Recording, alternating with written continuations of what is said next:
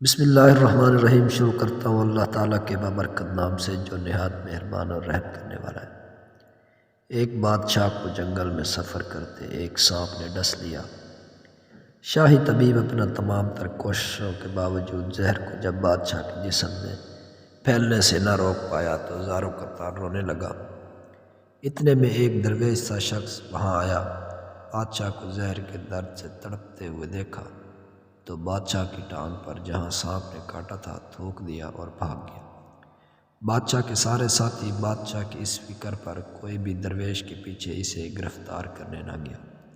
شاہی طبیب نے تھوک صاف کرنے کے لیے ایک رومال پکڑا اور بادشاہ کی زہر سے نیلی ہوئی ٹانگ پر سے حیران ہوتے ہوئے رک گیا۔ اس نے انگلی سے تھوک کو صاف کر کے ڈسنے پر اچھی طرح مل دیا، جس سے فوراً ہی زہر کا اثر زائل ہو گیا۔ بادشاہ ہوش میں آئے اور جب انہیں درویش کے تھوکنے کے قصے کا پتہ چلا تو بادشاہ نے فوراً حکم دیا کہ اسے درویش کو فوراً ڈھونڈ کر حاضر کیا جائے۔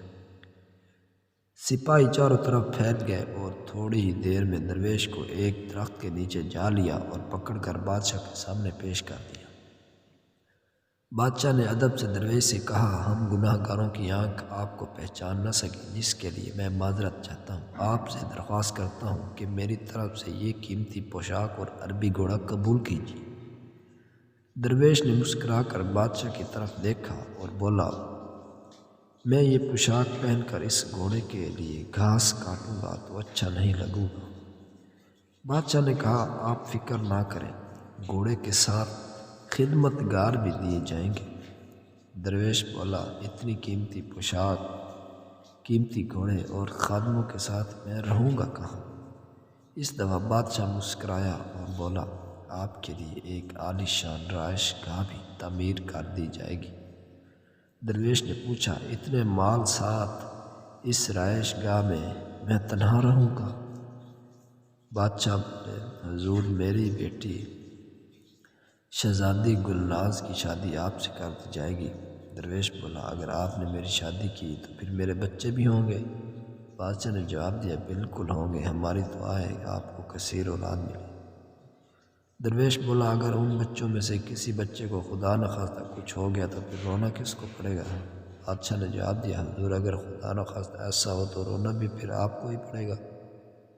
درویش مسکرا کے بولا، اگر یہ سارا کچھ لے کر مجھے رونا ہی پڑے گا تو بادشاہ سلامت، آپ اپنا گھوڑا اور قیمتی لباس واپس لے لیں۔ میں اپنے درویشی میں خوش ہوں۔ دل اسی سے لگاؤ جس نے دل بنایا ہے، دنیا سے لگاؤ گے تو آنسو ہی ملیں گے۔ دوستو، اگر یہ ہماری پوسٹ اچھی لگی ہے تو لائک ضرور کریں۔ شکریہ۔ اللہ حافظ۔